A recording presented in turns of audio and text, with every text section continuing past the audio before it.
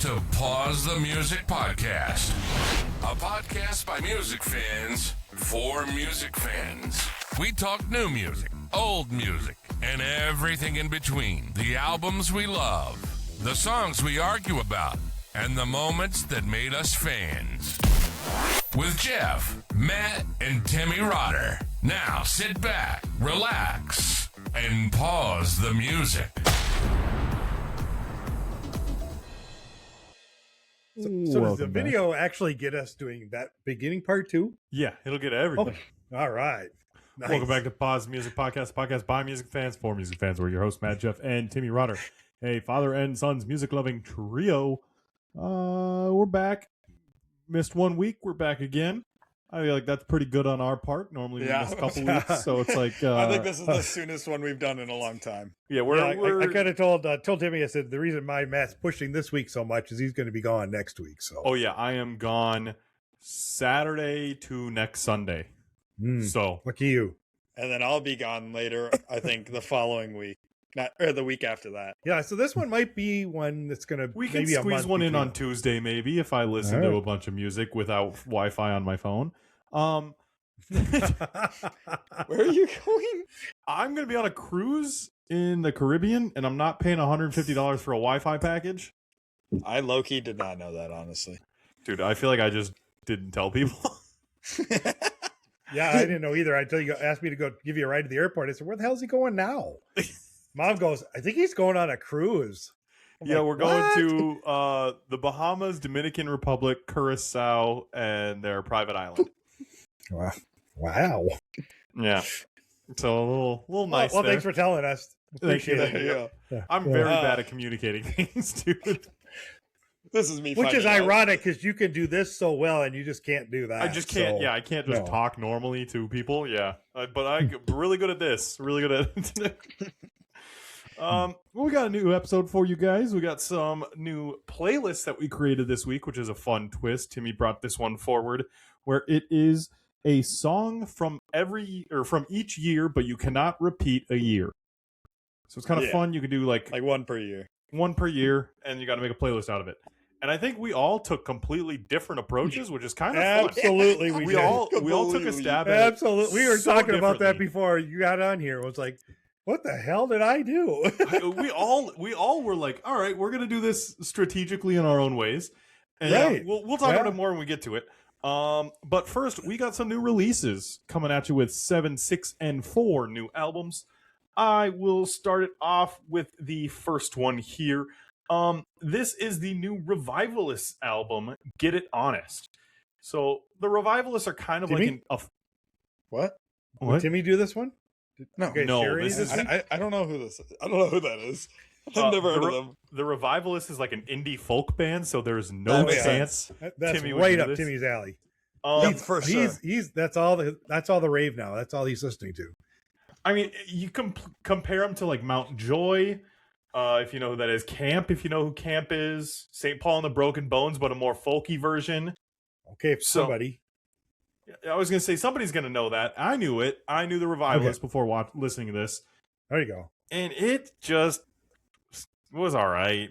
Like, it wasn't fun. It was fine. I think there was 2 songs saved of the 12 in a 12-track, 43-minute playlist. Ooh.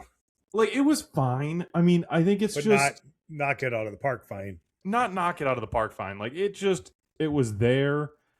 I think The Blood on the River was a really fun song. Yep. And Get It Honest was a good song. But, like, these guys released this album. They have 3.2 million monthly listeners, and they released it on the 24th. So, you're looking at 10 days ago, and half of the songs have less than 100,000 plays, if not more. Ooh. If it wasn't a single, it doesn't get play. Wow. And I think that's just the way that this band is going. Yeah, probably.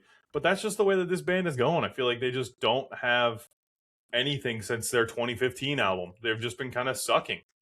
And it's just another one where it just misses the mark, and this is a 4. I think they just need to figure it out a little bit more and figure out maybe changing up their sound, but I don't know if this is them or anymore.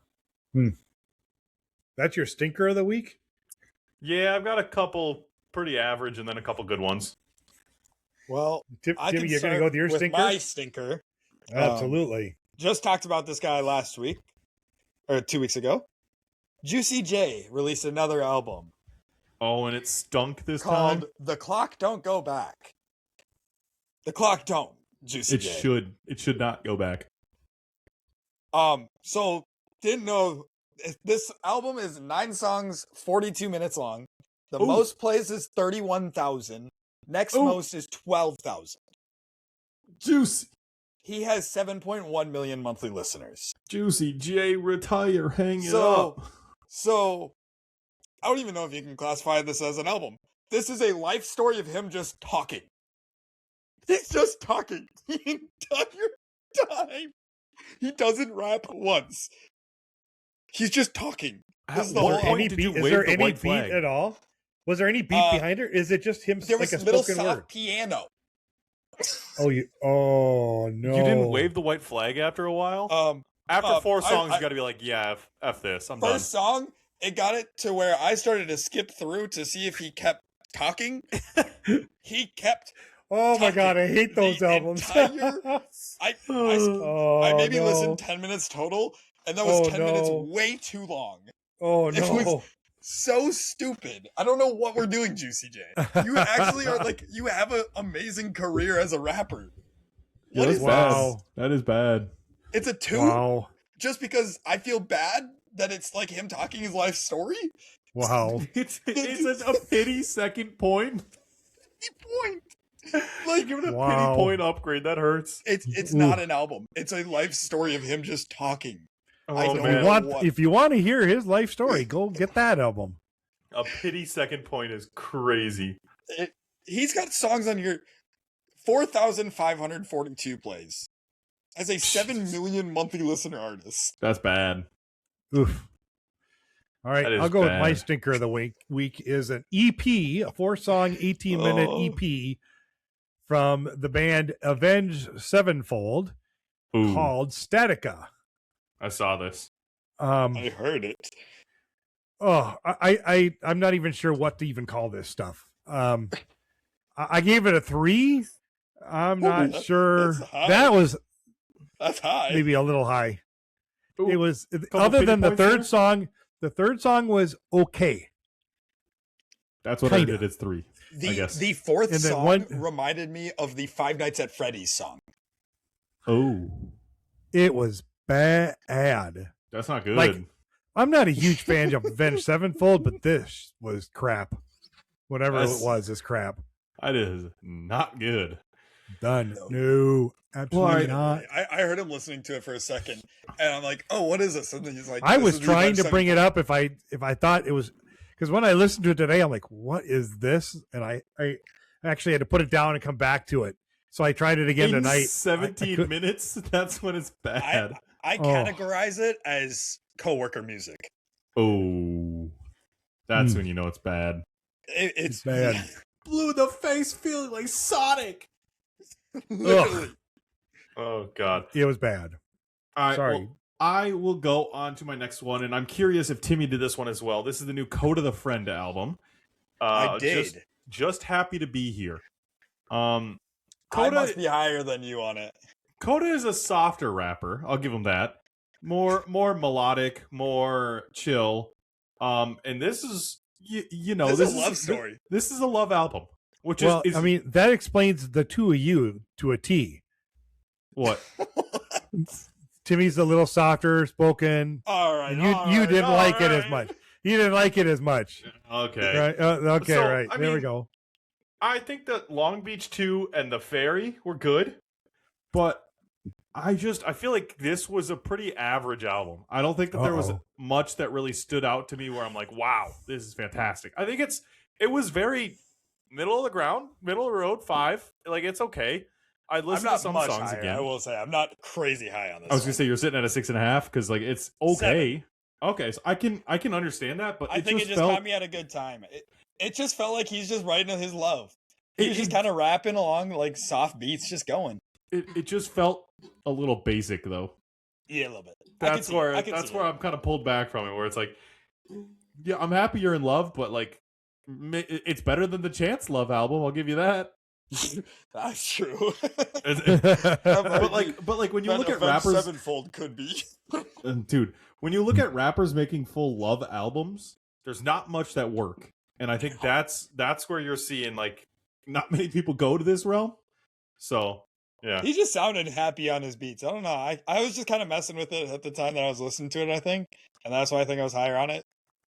I think you got to be in a perfect mood for this to be listened to. Yeah, you do. Can't be any much of like a bad hey, no mood. yawn in there, Matt. Like, Dude, no. I had a very long listen or a very long weekend, so it's like I slept maybe 5-6 hours a night. I played 36 rounds of golf on 36 holes of golf on an actual golf course, plus 4 more rounds on a simulator golf course, and was at a race all weekend. And I'm trying to just catch back up, so I'm just a little out of it. But to look back at some rap albums that about love that worked, Mac Miller's The Divine Feminine, that worked. Oh, Tyler the Creator's Igor, there's a little bit of love there. Yeah. Not like I thought completely. he was just kind of doing what he wanted. But yeah, so Fair enough. there is some, but it's very few and far between. You're not looking at a lot. Yeah, I gotcha. All right. Matt, do you want to just go again since you have? Yeah, I was going to say, why don't you go again? And we'll just do one run through, and then Dad, you can go after me. Sure. Right. So this was an album that I wasn't expecting to listen to this week. This is called Ivri, Ivri. I was kind of scrolling through new releases, and I was like, oh, this kind of catches my eye. And I like the name of the band. I like the title. I like the EP look. And I mean, it's a 6-track, 17-minute EP. That's and easy. I click into it, and I'm like, oh, this is like nothing I've heard before. It is hyperpop mixed with a little bit of metal. What is it? IVRI? IVRI with the album Evidence of You. So it's a hyperpop beat that has a little bit of metal undertones. What song you think I should listen to? Split. She Is Not Me. I gotcha. But it's hyper pop. It's a little bit darker. There's a little bit of metal in other songs, like Wherever You Want Me to Be. It's just like there's some more. Sabotage has some more metal undertones. Like it's very interesting. It's something I've never thought I'd listen to before, but I thoroughly like it. You're forgetting the fact that the whole background like beat of it is drum and bass. It's like drum and bass with hyper pop vocals, and then you get random guitars in it. Is this Split or whatever? Yeah, Split. She Is Not Me. She Is Not Me. This you will not like, Dad, but I kind of like it. I think there's like the guitar riffs of more of like a metal sound. There's the drum and bass background. There's the hyper pop vocals. I think this is a very unique sound. And it's not something unique. It's not. Well, the next song has got 1.8 million plays. Yeah, and it's like it's very cool. I was very intrigued by this. I mean, the issue is it's 6 minutes 17 seconds, like 6 songs 17 minutes. You want more? It's an EP, and I liked 4 of the 6 songs, but it's like I can't go much higher than a 6 just because it's an EP. Just because it's so short. Like, if I were to get a full-length album from this artist, smash. I am very fond of this. I like this music style. I think it's weird, and it is very much so me. And so, like, that's something I'm going to come back to, pay attention to her. Yeah, to see I don't if she think has so. I told you you wouldn't like it. Yeah, no, didn't like that.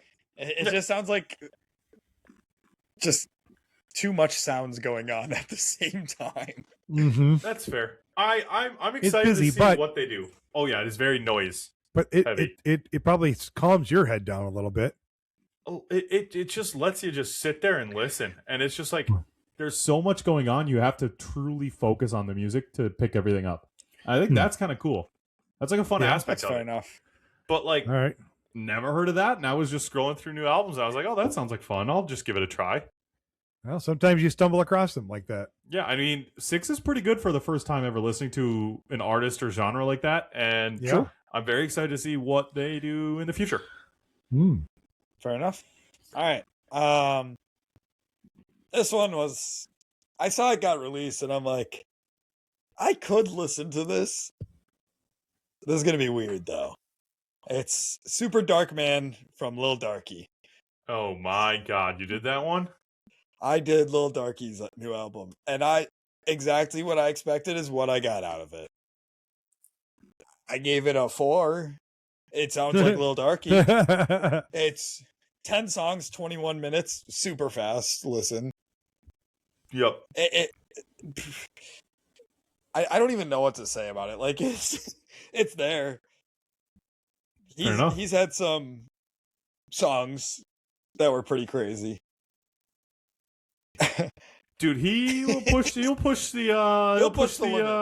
boundaries everywhere. Yeah, he once got canceled, and he said that he got more fans from it because of the people that liked it. And they basically said he was uncancelable. Don't know. It's interesting, that's for dang sure. It's a 4. That's all I really got for it. All right. That sure. I saw, and I was like, I don't want to touch that one with a 10-foot pole. I thought, why not? It was only 21 minutes. That's fair. So I did the new album from the Stokes called Reality Awaits. Oh, I also did this one. You did? Yes, I did. This is the one that I forgot. I thought I did another one, but I couldn't remember where it was, and I did this one too, the Strokes. You want to hear my take on this? You're probably going to like it more than me. Someone got a reverb machine for their birthday, and oh my God, did this suck. Never mind. I'm in the same boat. I said, I think 3 might be on the high end. I said, that bad. I said I didn't save a singular song from this album. No. Not a one. And that's why I couldn't remember that I listened to this album too. Oh, no. I remember saying that, my God, is this awful? Is this time to hang up and retire? Is this I gotta hear it now. Is this Jerry Rice on the Raiders? Just play the first song, and it sounds exactly the same as the whole album. It is so bad. I'm doing it. It's coming from the Strokes. They're a very big in the indie alt scene, and the new Abnormal, the album from 2020, fantastic with multiple songs over 100 million plays. I actually think I have one of their albums on vinyl, and you should have Is This It on vinyl. Yeah, I think so. I think that's one I have. The Adults Are Talking, very popular song, 800 million plays, and that's from 2020. And so you're like, okay, the Strokes, that was your last album. I'm excited to see what comes here. God, does it not that? It's not that sound at all. It's not classic Strokes sounding. It almost is like they wanted to do a little bit more of a country sound to it. I don't know what it was. They didn't pull it off.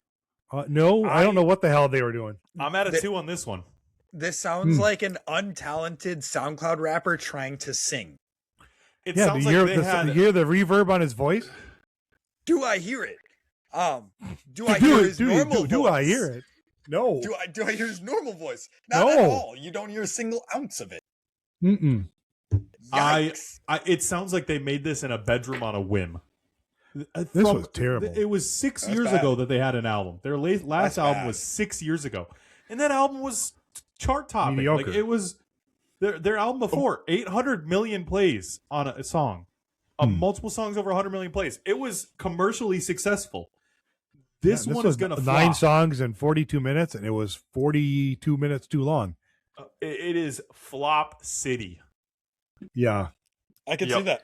And that's why they're getting listen to this album. But they've already got 10 million plays on.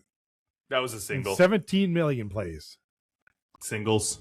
Right, but they're all over 3 million. The lowest plays. Amount is 2 million plays. Yeah.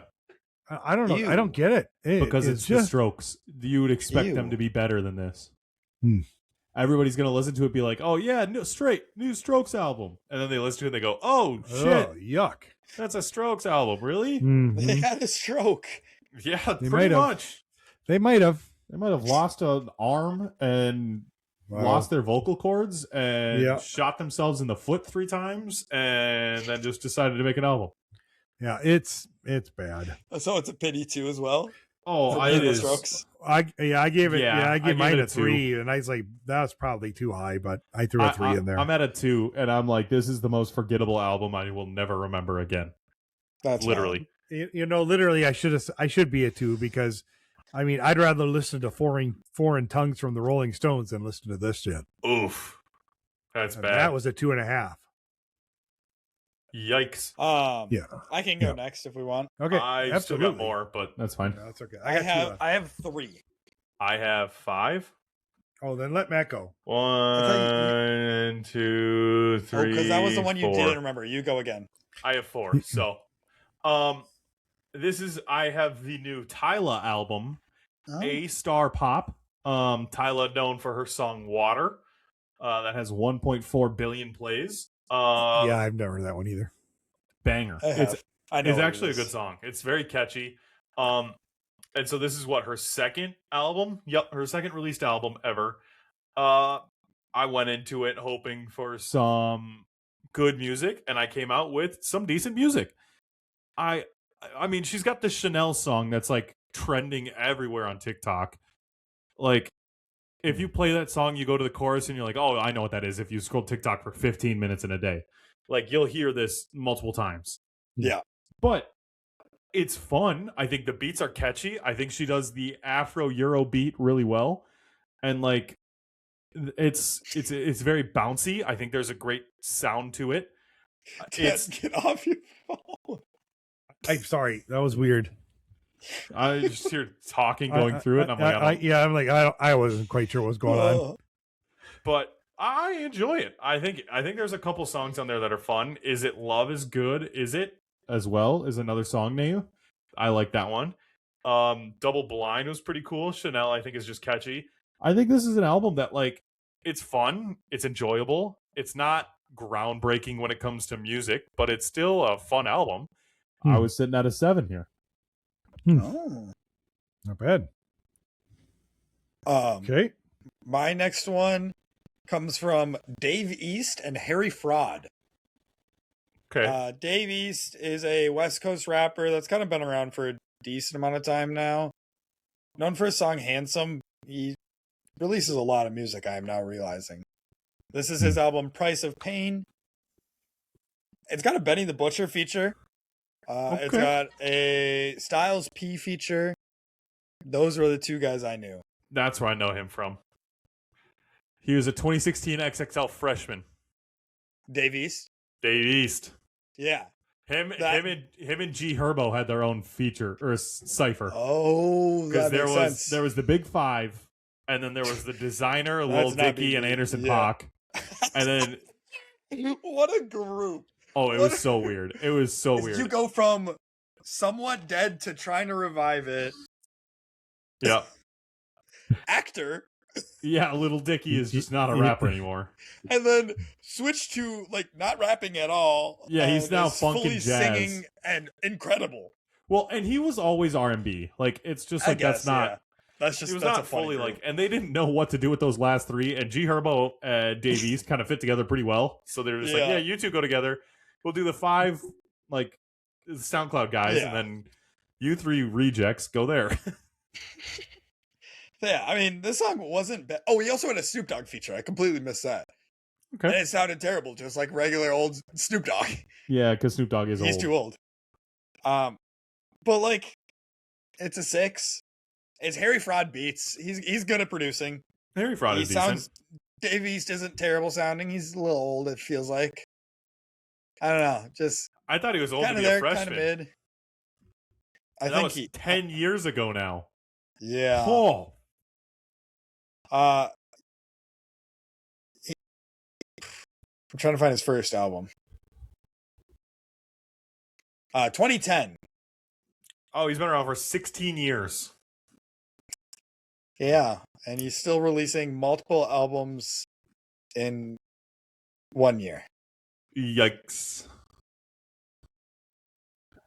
Yeah, he's had 5 albums this year so far. To be fair, he did better than Designer, I guess. That's a Designer's really low at least bar. got a hit. I think Designer might have him beat. Yeah, with Panda. That's and Timmy huge. Turner. And Timmy, he's huge. And there. he was on the Kanye album. Oh my God, I forgot about that. Oh, it's not the same Timmy Turner that I thought it was. No, it was. He probably is, but it's just a rap song. You be messing with a burner. You really want. Panda's got 1.3 billion. Oh my! Timmy Turner's got 433 million, and then he's on Champions with Kanye with 322. He has Father Stretch My Hands Part 1 too, doesn't he? He has one of the Father Stretch My Hands. I don't know. It doesn't matter. We're not talking about design. That's fair. Davies, 6 out of 10. Decent. Probably not going back to too much. All right. You want me to go next? I got 2 left. I also have 2. Yeah, Dad, you do one, and then we'll go back to Matt. Matt, you got 3 left? I've got a couple more. Timmy, it's part 2 on Father Stretch My Hands. I have 1, 2, 3. 3 it is. All right, I will go then. The new Charlie XCX album, Music, Fashion, Film. This is the album post Brat, so it's kind of like hey, where do you go after having such a huge album that everybody latched onto? Calling it a Brat summer and all of these things, and not everybody, myself included, latched onto that album like crazy. I love that album. Multiples. I think that's potentially a 10 out of 10 album for me too. So it's interesting to see where she goes from there. And she drops Music, Fashion, and Film. It's tough going into it after a perfect album from me, where I'm hoping for the best but expecting it to fall off.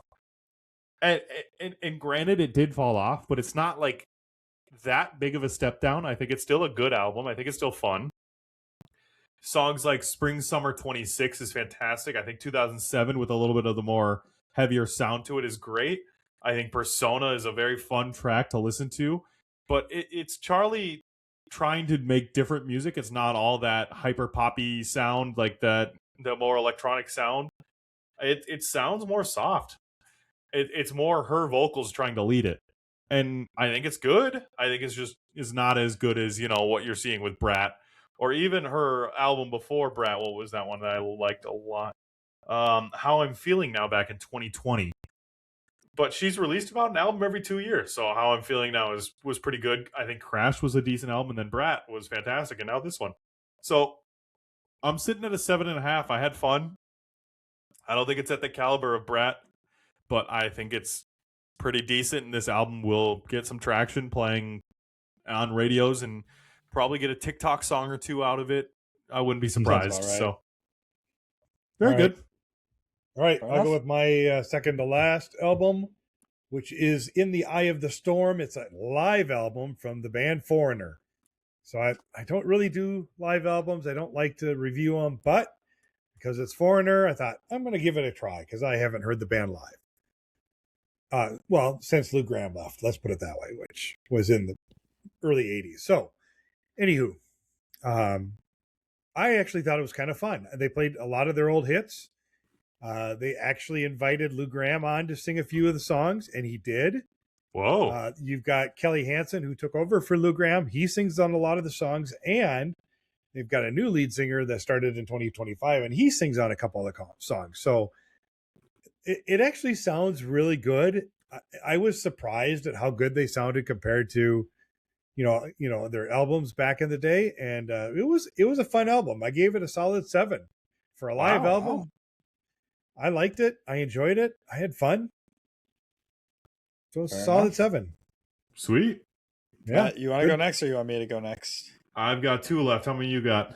2 as well. I can rip one. I will. I'll just get this Band-Aid off because we talked about it last week, and I said, "Oh my God, how did I miss this album?" The new Rome Street's Socket My Pocket album. Now I will say this is the highest rated album I have this week, but I want to save my other one for last just because that's a new album. Valid. God, is Rome Street's fun. Rome Street's is so good. Beats are infectious. This man can flow on a beat amazing lyrically. He has some of the craziest good bars that work together. 96 Mega on Shrooms is fantastic. Son of a Gun is great. Prada and the Polaroid is awesome. Marathon or Race with West Side Gun might be my favorite. Because that beat is just punchy. It's just distorted beat in Rome your is face. a little grimy almost. Like his beats get deep. Like I think he has to step up a little bit to match what West Side Gun did on that feature, because West Side Gun murdered that feature. West Side Gun is nuts, dude. And so you're like, this is awesome. I think, and then he follows it up great with Dreamcatcher, which is just a little softer. Dreamcatcher might be my song of the year. Like, I love Dreamcatcher. The beat is crazy good. Like with it almost sounds like a Christian. I don't know how to say it, but like it's a Christian gospel song with some of the vocals behind it, where it's just like angelic almost. It's insanely fun. I had a blast on this one. I mean, Shoot Your Trophies is great. Tailor Made Wave is awesome. Elevate is also great. This is 15 tracks, 43 minutes. Timmy sung praises of it last week. I am doing the same. This is also a 9 for me. Fantastically fun. I had a blast. This is going to be up there for album of the year for me, bar none. It's going to be at least in the honorable mentions, if not in the top 10. Easily. That's what I said. I think it's almost guaranteed making my top 10 already. It's so fun. He hit every single. I think he went 15 for 15 with me. It's so good. I had a blast listening to this. Yeah. So yeah, this is up there for album of the year for me. Fair enough. Wow. All right. Mine that name you haven't really heard in a little bit. Oh no. I got Lil Uzi Vert. See, I didn't do this one. Maverick Almost Everywhere. Like that was a heavy sigh. It's Uzi. You know exactly what it's gonna sound like. And is it the same sound from 10 years ago? Yeah. It doesn't really sound much different. Damn. You almost want to adapt a little bit more. Yeah, it's been 10 years now, and you're still sticking with the same exact sound almost. Yeah, that's just like it felt like I was listening to Eternal But Take. if it works, it works. Rage Whether you like it or not, if it works, it works. Like it felt like just like another. I think he's got to be just like nostalgia baiting, where it's like, oh, I remember 2016 peak Uzi and stuff like that, where it's just like,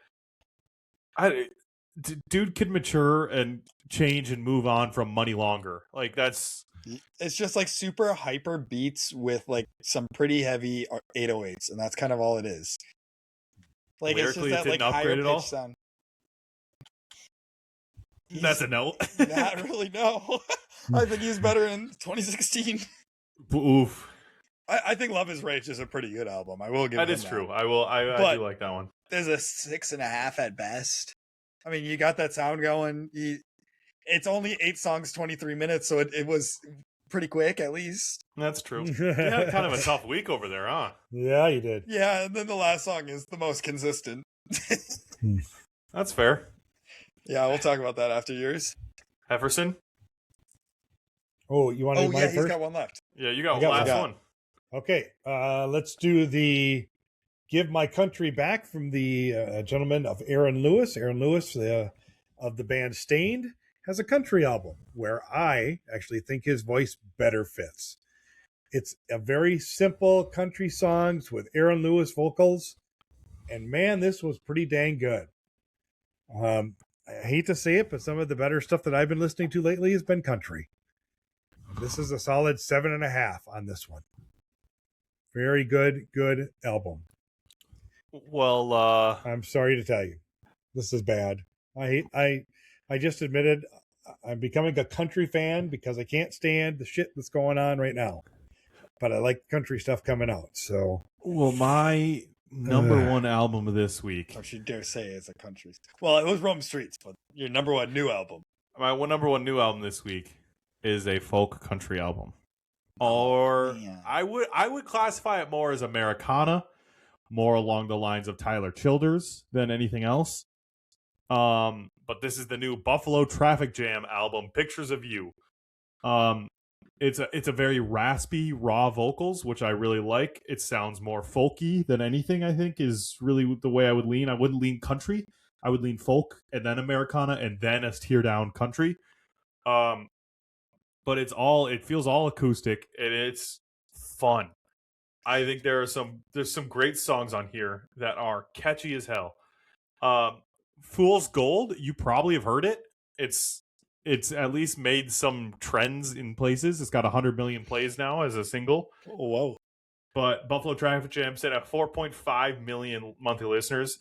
And the craziest thing about this is their debut album. Dang. And that's a good amount for being a debut album. I am shocked. Because when I figured that out, I was like, wow. For a debut album, getting an 8 out of 10 from me, pretty damn good. It's up there with some of the other best debut albums that we've listened to on this podcast. I mean, I don't think anything's really topped Sour yet from Olivia Rodrigo as her debut album, but this was fun. I had a blast. I think it doesn't really struggle or lag anywhere. I think throughout it's catchy. I think the guitars at least change up a little bit so it doesn't feel like you're in one solid song throughout. I think that's what you get a lot with like acoustic music where the guitar just doesn't really change too much and it just makes you feel like a lull. This one didn't have that. This one flowed perfectly. I think it changed up enough. I think the vocals were they were very raw. They're very raspy.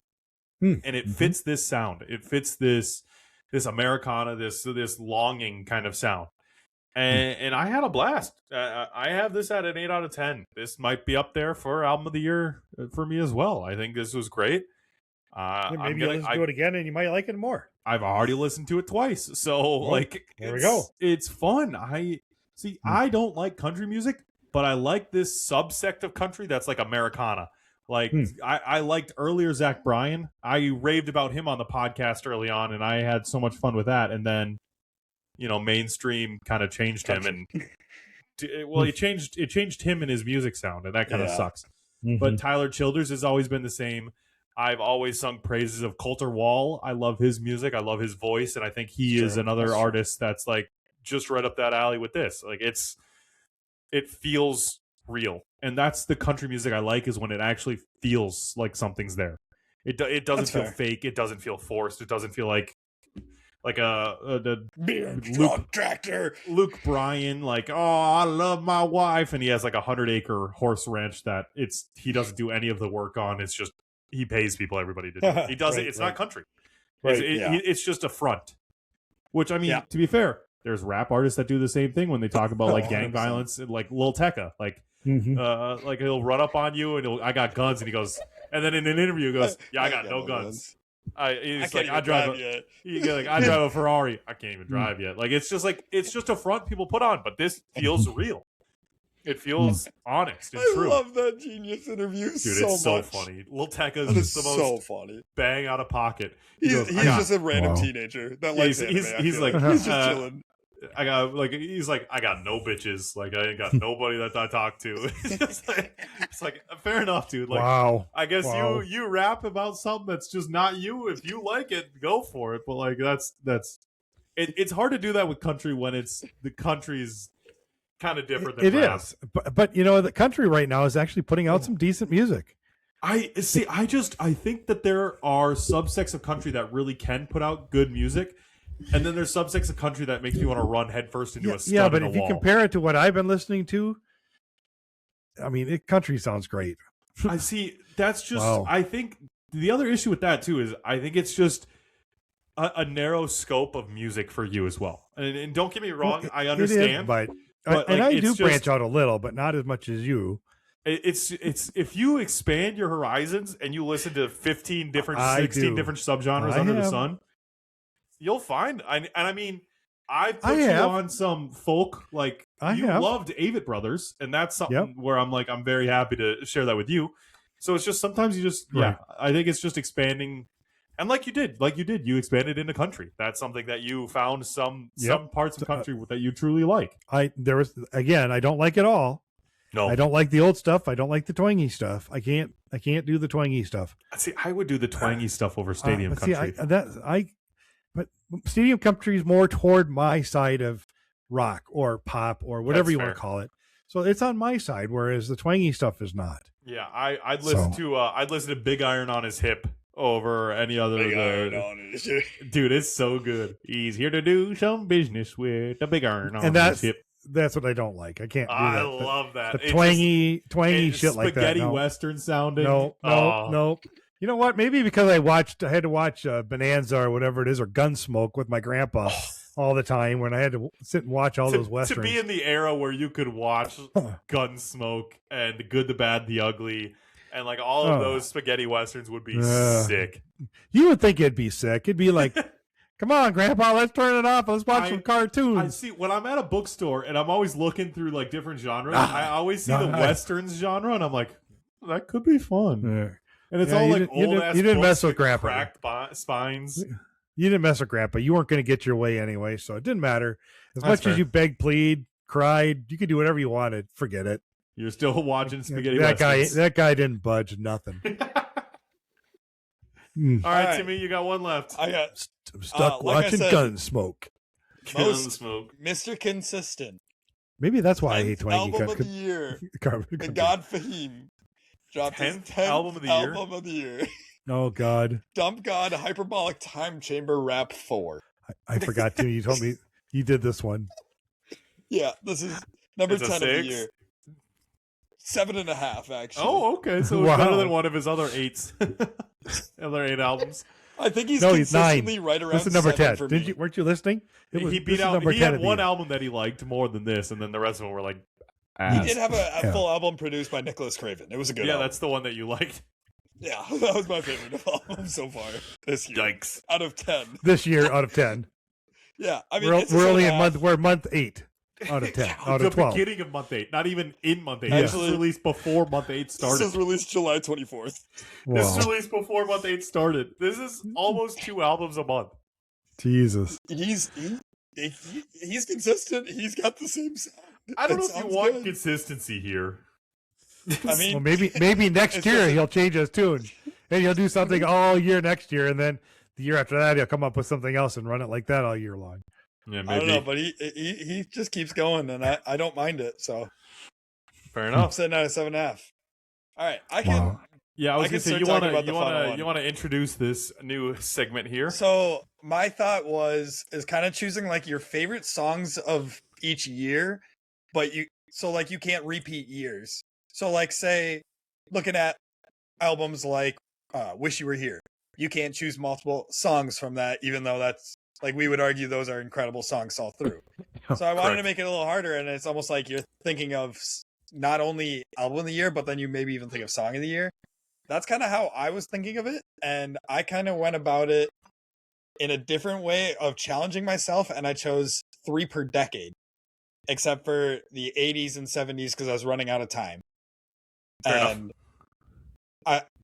I tried to make it more listenable for Dad. Which that was kind of interesting. My goal. So I went with songs that are almost not as aggressive as rap, or they have like funky beats in the back. So I started off with Empty Pages from Larry June Currency and the Alchemist from this year. I had Skinny Suge 2 from Alfredo 2 from Freddie Gibbs and the Alchemist. And then I had Stars from JID for the Forever Story, and that was my 2020s. And then 2010s, I went with I by Kendrick Lamar off To Pimp a Butterfly. Survival Tactics, Joey Badass and Capital C's. That song I almost put in a Joey Badass song too. It's way too good to not put in there. I love that song so much. Rip Capital C's died way too young. And then I went to Devil in a New Dress from Kanye and Rick Ross. Can't go wrong with that. Banger. So then, banger song. It already is into the 2000s. And I went with All I Need from Radiohead, All Caps from Mad Villainy. Which wasn't bad, by the way. Really? You didn't mind that Radiohead song? I didn't mind that. No, I like that Radiohead song. Wasn't bad. Fair enough.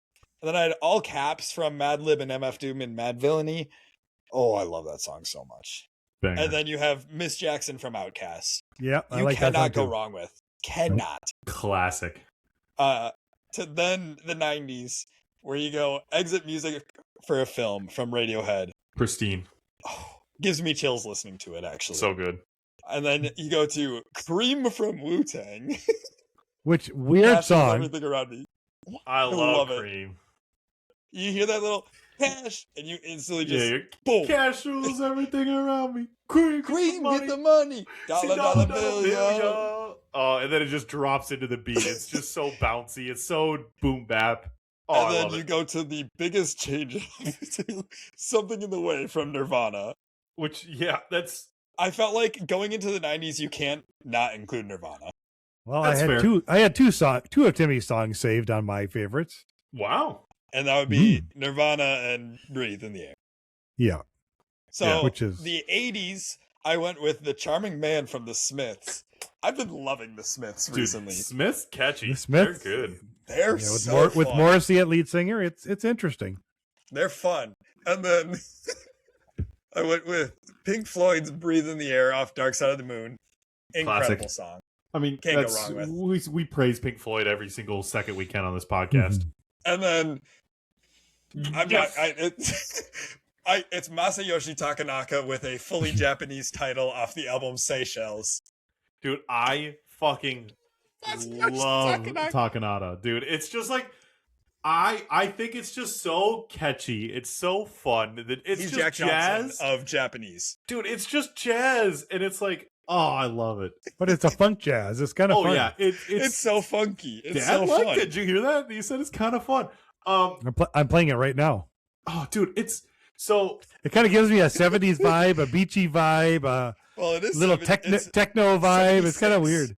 Oh, Yeah. That's why. Yeah. Okay, that makes more sense. Yeah, it's at the end. So that was almost same year. That was 3 years after Dark Side. Gotcha. Crazy. I will say, I actually thought it was something kind of current. no, I was gonna say it's got a little disco in there. It's got a little everything in it. The 70s. I don't know. Masayoshi Takanada did a tour through the United States recently, and his tickets almost $1,000 a ticket because they sold out so quick, and everybody loves Takanada. Wow, He's so fire. But he played at like 200 seat venues, so it would be it was standing room only bars. It would be one of the coolest things ever. I see videos of it on my For You page, and it's just people singing along with the drops, and it's just like he's up there smiling, having a good time, playing his double guitar, like loving it. It's he's sick. I love it. He's like 70 now, just having a vibe, living life, like I playing would like jazz to say, funk. I had this started off differently. I didn't have Masayoshi in it, and then I was like going through songs I was listening to recently, and I saw him, and I was like, when is his albums even from? Because it could be recent. And I look, and it was 70s, and I was like, we're not repeating Pink Floyd. We're going to throw Masayoshi in there and have fun at the end. Hell yeah. There we go. And I was so happy putting that in. This is one of the easiest listens for me. I had every single song saved. Every single song. Oh my God, that's crazy. Wow. But like you're hitting on everything though. that I've listened to, everything that I've shown you over time. Yeah. And it's just like, yeah, this was such like, oh, this is me shuffling a random playlist of mine. Like, it was just easy. It's you shuffling your liked playlist. Yeah, and then it's like, oh yeah, these are the 15 songs that'll pop up in a row. That makes sense. Like, it's like that's just what it is. And it's like all of these are like not skippable either. Like, you're not going to skip them. No, you're going to listen to each one. You have to listen to each one because they're all fantastic in their own right. Like, and it's just so weird, like, to see the 2000s and then like the 2010s. I think you're looking at I from Kendrick Lamar back in 2015. I think Survival Tactics was 2012 and Devil in a New Dress was 2010. But like look at Miss Jackson to Devil in a New Dress, that's a 10-year gap. That's crazy. Yeah. Where like that's the biggest rap album from 2000 bar none. In 2010 there had a bunch of other ones, but like that being one of the biggest rap albums of the 2010, that's insane too. Like that's just like the change of rap throughout the years is really interesting to see. And then you have Cream from the 90s, but that's just classic boom bap. Like you could get Nas in there, that would have been that same sound. That West Coast boom bap. You would have got Big E in there, that would have been that same boom bappy sound. Like, but like it's just fun. And this was an easy listen for me. I had a blast. I put it on, enjoyed it thoroughly. It wasn't bad. It wasn't bad. I tried. I did like his better than yours. So I'm not surprised. Mine was weird. Yours was definitely weird. So mine was the weirdest. So I think Yeah, I should why don't you go? Right? Go. Let's. So because you had a different approach to this. I did because I got this theory of top songs. Like, okay, top songs. I was like, my top songs or Billboard top songs. So that's kind of what I went with. I said, okay, let's start with the year I was born, which was 1971, and I went with, okay, let's look up the Billboard Top 100 of 1971. And I kind of tried to focus on the top 50. I think every single song I picked was in the top 50 of that year. And then it didn't matter where it was. It had to be in the top 50. It'll be just something I like that song, or I like that song. And so I did it for every year, like 71, and I skip every 4 years. So 71, 75, 79, then 83, 87, 91, 95, 99, all the way up to 2023. And I got higher and higher. That Billboard 100 chart got less and less recognizable of songs I even could maybe have listened to. So then I got down to, okay, I've maybe heard of that artist. Have I ever listened to that artist? Okay, that's the song I'm going with. That's what it got down to toward the end. So, I mean, if you really pull it up, I mean, I started off with Brown Sugar from the Rolling Stones, which apparently they won't play anymore. Blackwater from Doobie Brothers, going into Heart of Glass from Blondie. Hold on, did you just say you don't know why they won't play Brown Sugar anymore? I said I know why they won't play it anymore. Okay. It's just it's too bad that they don't. Yeah, it's just I get it, but it's not. For the times it's better. It's a little racy. It is a very racial song. But, I like it. It's a good song. So it's a good song. It's just yeah. Okay, sorry. All right, well, we'll just move on. All right. So Blackwater, Heart of Glass from Blondie, Little Red Corvette from Prince, Cutting Crew, which I love them. You guys know that. I Just Died in Your Arms, one of my favorite songs.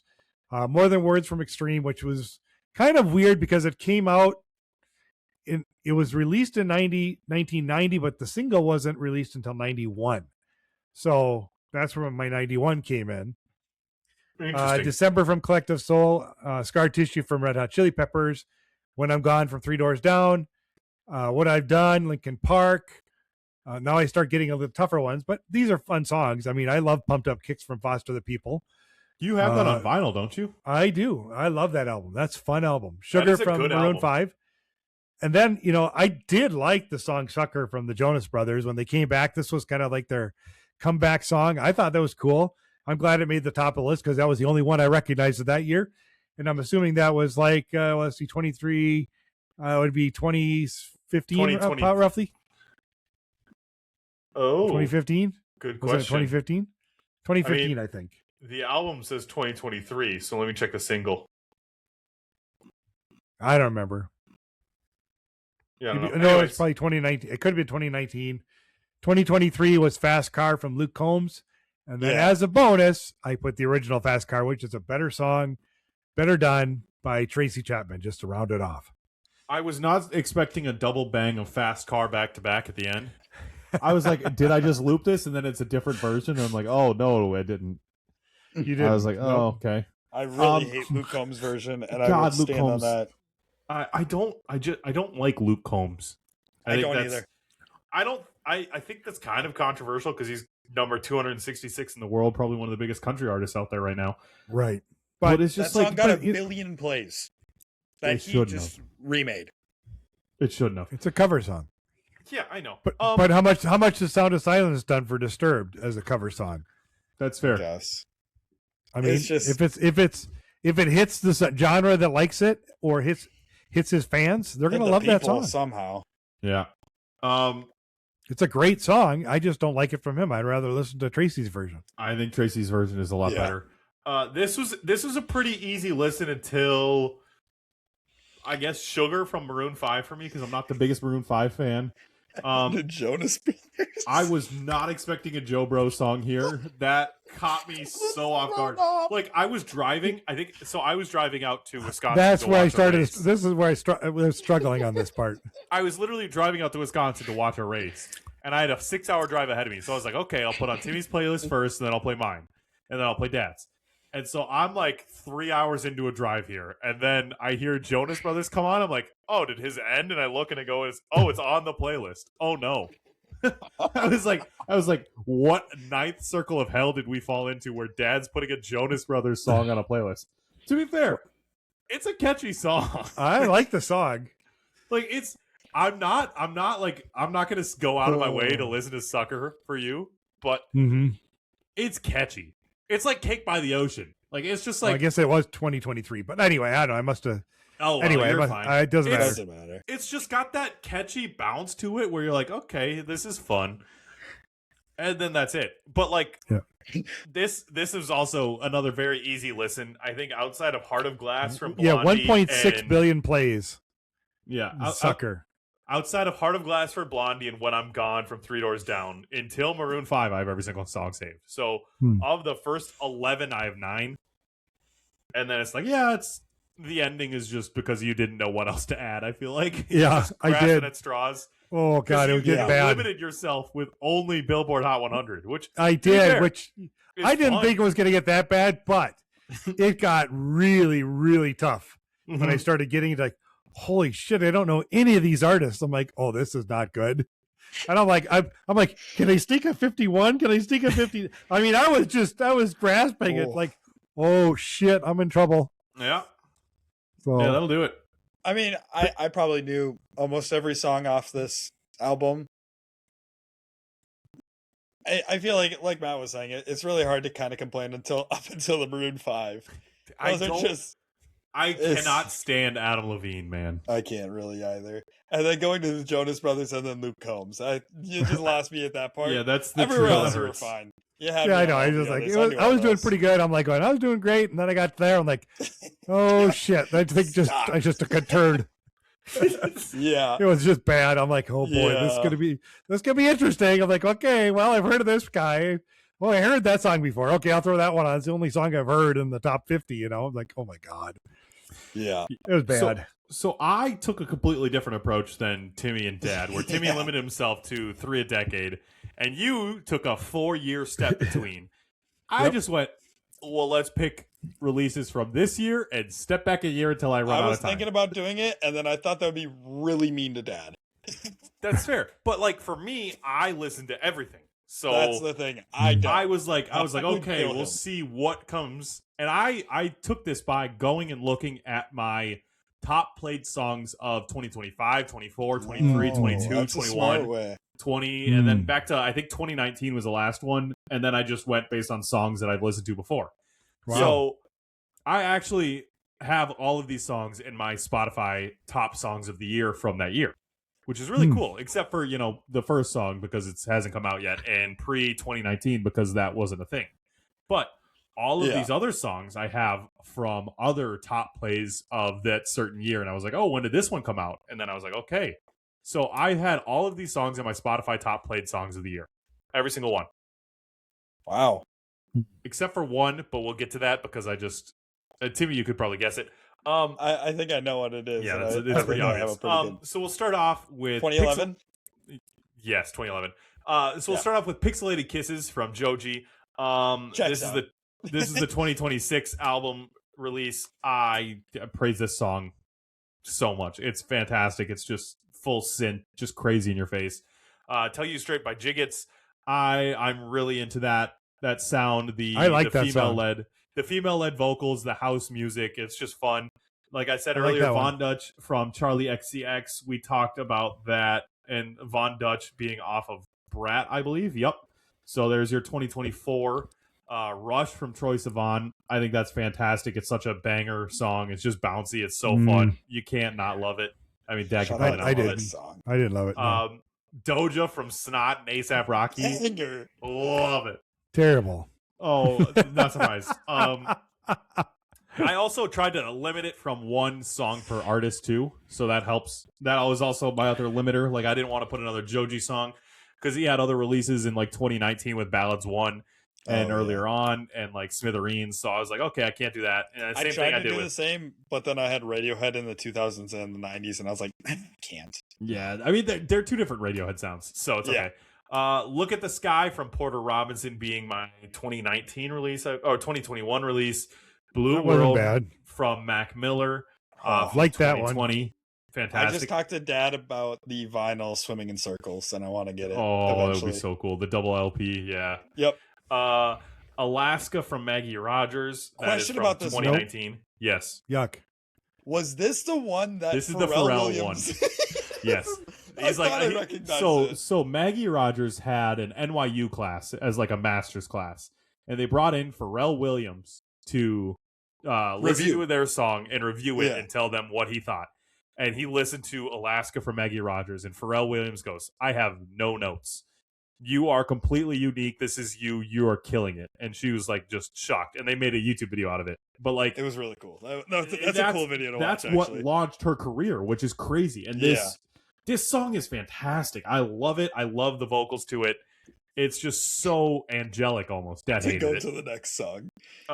History from 88 Rising, but mainly Rich Brian. 88 Rising is the label, and that's off the Head in the Clouds label album, which is really cool.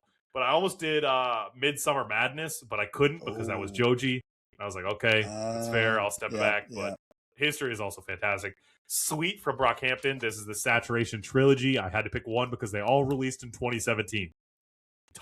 I did not know that. The Saturation Trilogy 1, 2, and 3 all released in the year 2017. Wow. Crazy run for a year. Wow. Banger album. And I was just trying to decide between which one off of the Saturation Trilogy, and I went with Sweet. Nights from Frank Ocean off of Blonde. I mean, you could have picked any single Blonde song. Blonde. You could have picked Ivy. You could have picked Solo. You could have picked Pink and White. Like, you could have picked Solo, the second version. Like, there's Ferrari. so many. White Ferrari. There's so many songs you could have picked off of Frank Ocean. Yeah, that's what I was going to go with. Nice. And then we went. This is where my electronic kind of starts to pick out a little bit more and more. Okay from Madeon. Yuck. That was absolutely terrible. I love that song. Oh my God. That was like, I even made my coworker listen to it, and I thought she might like it. She goes, "What is that?" I'm like, "Oh, thank you." So the reason why I love Madeon is it's a crazy pull, but he was the song for 2015's X Games Summer, and his song Finale off that album was the song for X Games 2015. And I found it. I loved that song, and I was like, okay, I will listen to this album. And I fell in love with Okay. I think the bounciness to it is great, and it's just catchy as can be. And then I hit Logic's I'm Gone off of the Under Pressure release in 2014. There were so many you could go with, but I went with I'm Gone. I like that song a lot. Chum from Earl's Sweatshirt. This one, crazy pull again there. I feel lyrically, it's awesome. I think his rhyme schemes are crazy. That's just like a darker song, but like so good.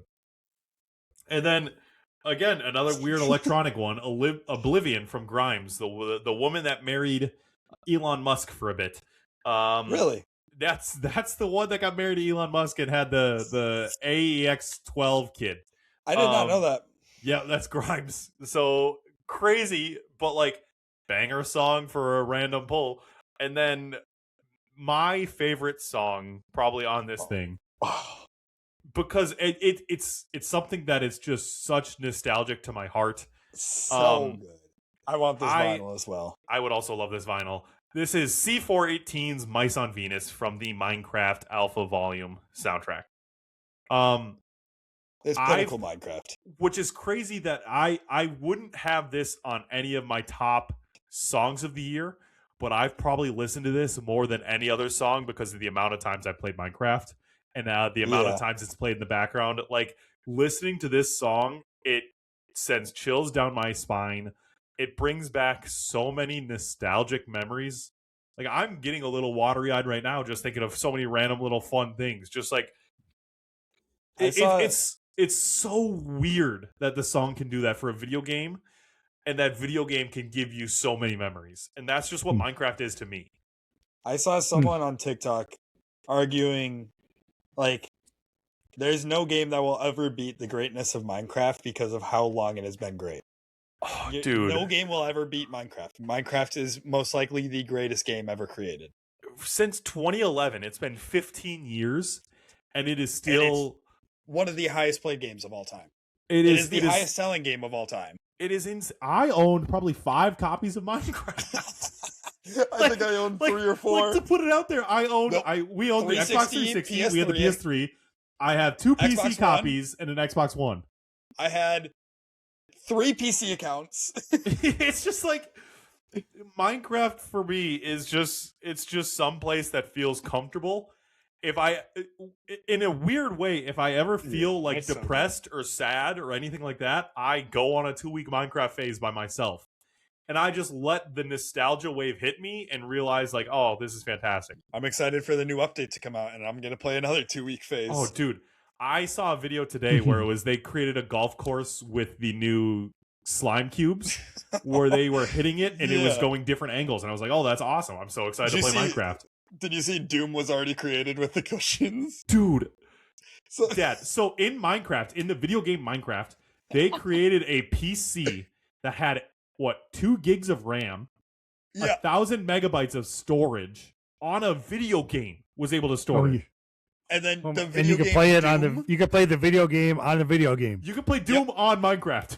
The original Doom running through hallways on Minecraft because it was able to store it and run it. And it had lights that you could see everything. You could see it because they played it on cushions that were lighting up or turning off. It was my God. It's insane. The fact that people try and play Doom on everything is fantastic. People somebody made played it on ChatGPT in Minecraft. Yeah, that's crazy. I also will say playing Doom on the brain tissue, that was cool. Yeah. Somebody played Doom on brain cells and got it to work. That's insane. It's insane. All right. But then finish it off with MGMT's Congratulations from 2010. That one's weird. It's odd. Dude, I love MGMT. I love the weirdness to them, and that is maybe their weirdest album. That's for sure. That album, I believe, was co-produced by Brian Eno, if that makes any sense. So, you're getting weirdness to him. Brian Eno has been around forever. He's been... He's had so many big songs that were just random and weird and massive. Fair enough. Yeah, I mean, you really can't go wrong with yours for me. A lot of these songs I've listened to and I like. I don't mind at all. There's a few that when you get more into your EDM, that's where I kind of fall off a little bit. I listen to a lot more of the more recent ones. I had one of Matt's songs saved. I don't save all my music, but I had 5 of Matt's saved. Yeah. I'll take it. What was your one? Blue World, Mac Miller. Really? I mean, makes sense. Mm-hmm. It's so makes catchy. Sense. It's so fun. That song's so good. So bouncy. Mm-hmm. Anyway, there you go. So you got one. Yeah. That's I'll take it. Good. Fair enough. All right. Well, I mean, we're already at an hour 7. Do we want to save the questions? It'll be quick. I got it. Yeah, let's rip them. Okay. Let's rip them. We got time. Nobody listens. Hey, we have 5 average listeners. Wow. All right. So hi to the 5 of you. Kind of sticking with my theme. I went with 2 separate years of each decade from the 2020s to the 1960s. Oh, and that year I chose best selling album, and the other year I chose best selling artist. Okay. And I'm going to go through and you guys each guess, and I'll keep a tally of points. All right, fair enough. So starting with the first one, we are going to do the best selling artist of 2025. I'll let you stab at this one first here. Wow. Because I have a good idea. I'm going to go Taylor Swift. All right, Matt. See, that was my first thought too, but then I realized that Bad Bunny had some big albums, and he did the Super Bowl that year. So I'm going to go with Bad Bunny. Both are incorrect, actually. Oh, whoa! Sabrina Carpenter was the best-selling artist. She had such huge songs. That makes fair. Sense. And her tour that everybody had to share what position there was and all that jazz. Yeah. All right. Okay. Okay. Fair enough. Best-selling album of the year 2024. Ooh. Ooh. God, I just have to remember what came out that year. It gets easier towards the later years, I would say. I have no clue. I honestly, I couldn't tell you. If you guess artist, I'll give you half a point. Artist. How about that? See, I don't know.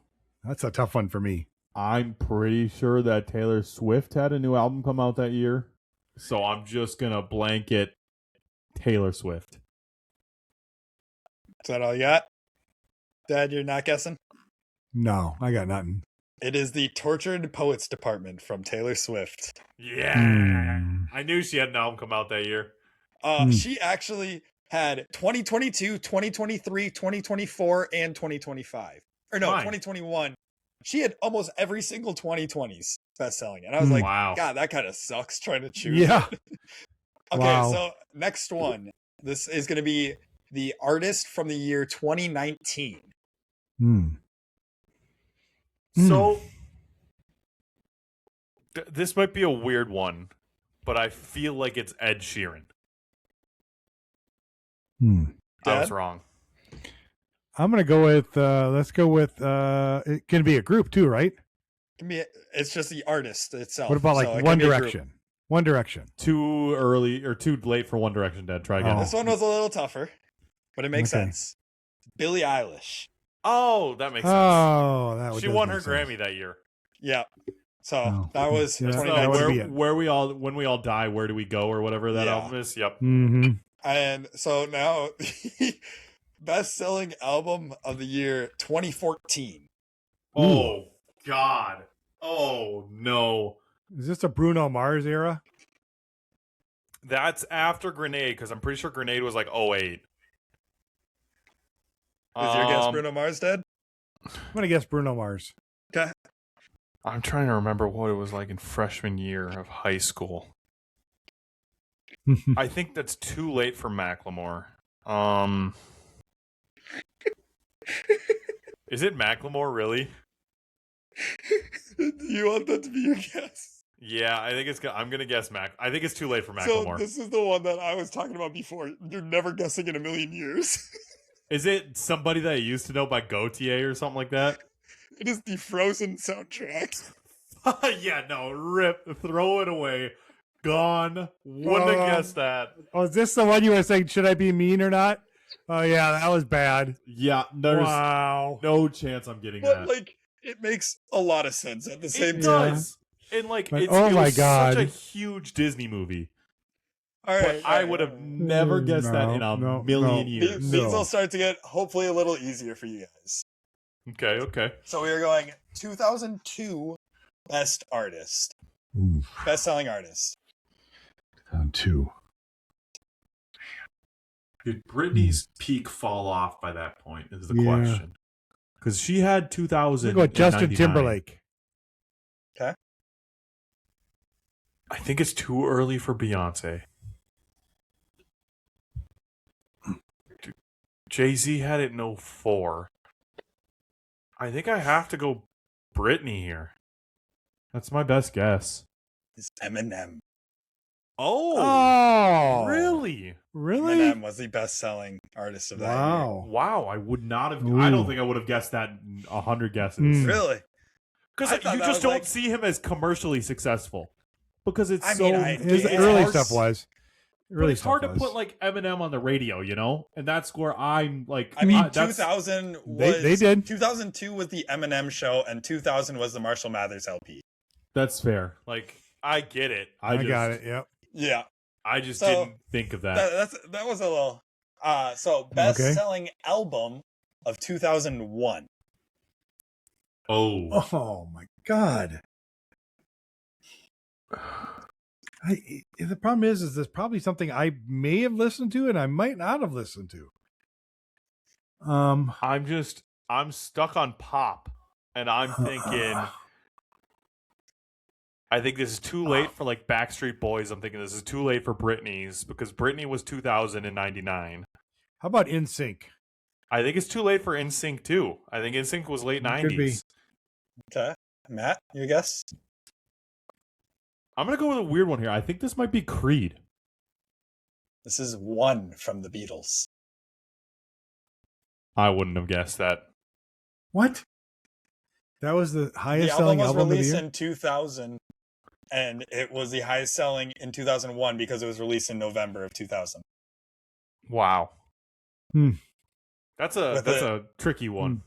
Yeah, Wow. a little bit. Yeah. One. So we'll go 1999 best-selling album. That's the Britney Spears album. I don't know which one it is, but it's Britney. Dad? It's a baby hit me one more time. Yeah. Wasn't Garth Brooks in this year? I'll go with Garth Brooks. It is actually the Backstreet Boys. No. Oh my God, with Millennium. It was Millennium with the I Want It That Way. Well, I wonder when Britney's was released, man, because that was. I'm pretty sure Britney Spears was 99. All right. Artist, 1993. That's still Nirvana. It's Nirvana. It's Yeah. Nirvana. Because Nirvana had released what? The Jukebox. No, Neverone was 91. I think Jukebox was 93 or there. Or in utero? In No. utero, that's what I'm thinking of. Okay. Yeah, they were definitely. I felt like that one was kind of obvious with Nirvana in 93. Yeah, Nirvana was still around. In utero was 93. I was going to say, Nirvana had a huge album come out that year. Okay. 1987 best artist. 87. Bon Jovi. Matt? I'm going to go like Def Leppard, I think. Yeah, it's probably Guns Def N' Leppard. Roses. Oh, Ah, with we're both- Appetite. We're both Yeah. right there. We were both Oh my right there. God. That same Right genre. there. Right there. Yep. Now we are going 1984 best-selling album. See, this is getting out of my realm now. Oh shit.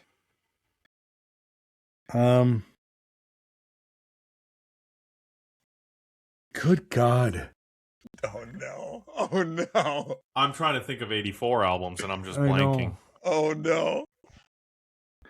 Wait, what? Was it Madonna? Oh, that's a good shout. God, it was probably. I think it's too I early just for have Madonna. to go a hair metal here, and I guess Def Leppard again. So apparently 2 years after the release of this album is still number one. It was released November of 82. Oh, so it's Michael Jackson, Thriller? It's Thriller? Michael Jackson's Thriller. Let's go. I thought Thriller, I'm and fully I thinking thought it was too old. I thought Thriller Yeah. was earlier, and then 84's 84. best-selling album was still Thriller by Michael Jackson. wow. Wow. Now You're we right will when go. you said it was 82, I was like, oh, it's Thriller. Like, right, just Yeah, bang. Right. That's that where I would've was been the like, first you guys might have had it. thing. Definitely a huge album of that time, no question. Yeah. No shit. Yep. Now we are going at 1977 best-selling album. God. Is 77 when... We started the disco. But I don't know if... It's ABBA. Oh, that's a good shout. Is that too early for Fleetwood Mac? No, it's not. 77 was Rumors, wasn't it? I think it's... I was going to guess Fleetwood God Mac. damn it. Was Rumors. Let's 77 was Fleetwood Mac's Rumors. I was like, it's either 77 Oh my or God. 78. I couldn't remember. I God damn it. Yeah, that one, Son of that a one felt like bitch. kind of a toss-up there for Yeah, oh you my guys. God. Oh, son of a gun. All right. Matt, you're at 2.5 currently. Dad, you need to snipe all three without Matt getting one. Yeah. Not going to happen. Okay, let me quick answer. It could. Let me quick answer the 60s. Beatles. I'm kidding. We'll see. Anyway, keep going. Terry's like shit. No. All right. 1973 biggest artist. Wow.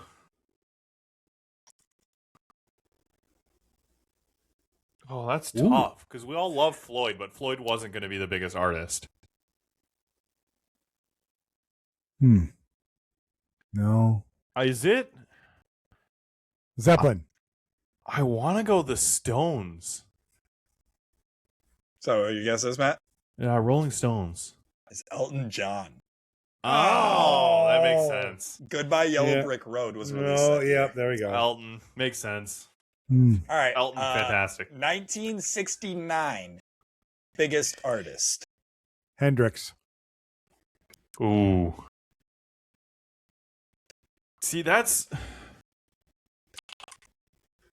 I mean, it's pre-Beatles breakup, so I'm gonna guess the Beatles. Like it may be basic, but I'm guessing Beatles. It is CCR. Oh, we're both wrong. American rock. Wow. CCR. That was CCR. Willie and the Poor Boys, Green River, Bayou Country were all released in 69. Damn, Wow. CCR? Damn. And the last one, you got 67 biggest album. Oh, that. Isn't that what Beatles album was released in 67? Was it Abbey Road? Probably. You can take Beatles. I think I'm gonna guess that's the Stones had the album with the vinyl and cake. I can't remember what it was. Oh, Let It Bleed. Let It Bleed. That's what Let it It Bleed. That's my So guess. Dad, Let you're It Bleed. saying The Beatles. Beatles, which album? I think it's Abbey Road. Well, or Sgt. Pepper. It's Sgt. Pepper? Ah. That's fair. I'll give it to him. Give it to him. Sgt. Pepper, Lonely Hearts Club Band was the Beatles in 67. See, I wonder, when did Let It Bleed get released now? 69. Was it really? I think so. It's got to be in that area. So, Matt, you ended 69. with 2.5. Dad, you ended with a half. I got one. You got you gave me the one. All right. Give him. Hey, he still got beat. Give him the one. It doesn't matter. Yeah. You can give me two and I still lose. It don't matter. See, I hit the easy ones. I hit the easy ones. Like that's just. All right. That's where it was. Sense. Yeah. Wrap it up. Let's go. All right, that's all we have on this episode of Pause Music. Don't forget to follow us here on Spotify or YouTube, wherever you find your podcast and or video viewing. Yeah, I don't know. Anything else to add here, guys? Yeah, we're out. I got nothing. Yeah, we're going to be gone next week because I will be laying on a beach in the Bahamas, hopefully. So, suck it. All right, there we go. Oh, my Adios. God. Peace out. Goodbye. Bye.